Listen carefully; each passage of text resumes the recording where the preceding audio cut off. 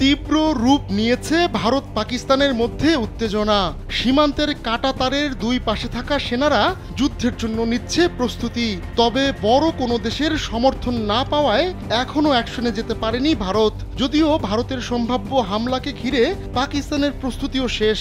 দক্ষিণ এশিয়ার দুই প্রতিবেশী দেশের এমন উত্তেজনাকর পরিস্থিতির মধ্যেই এবার পাকিস্তান সফরে গেলেন শক্তিশালী একটি মুসলিম দেশের পররাষ্ট্রমন্ত্রী।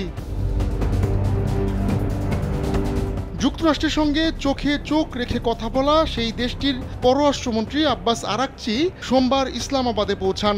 এ সময় তাকে স্বাগত জানান পাকিস্তানের পররাষ্ট্র মন্ত্রণালয়ের অতিরিক্ত সচিব পশ্চিম এশিয়া সৈয়দ আসাদ গিলানি, পাকিস্তানে নিযুক্ত ইরানি রাষ্ট্রদূত ও অন্যান্য ঊর্ধ্বতন কর্মকর্তারা। আরাকচির এ সফরে দ্বিপাক্ষিক সম্পর্ক জোরদার এবং পারস্পরিক স্বার্থ সংশ্লিষ্ট সব ক্ষেত্রে সহযোগিতা বৃদ্ধির বিষয়টি প্রাধান্য পাবে বলে জানিয়েছে পাকিস্তানের গণমাধ্যম।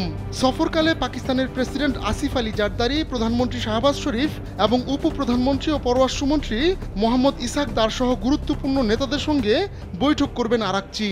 ইরান পাকিস্তান দ্বিপাক্ষিক সম্পর্ক ছাড়াও ইসরায়েলি হুমকি মোকাবিলার সম্ভাব্য কৌশল নিয়েও আরাকচি পাকিস্তানের কর্মকর্তাদের সঙ্গে আলোচনা করবেন।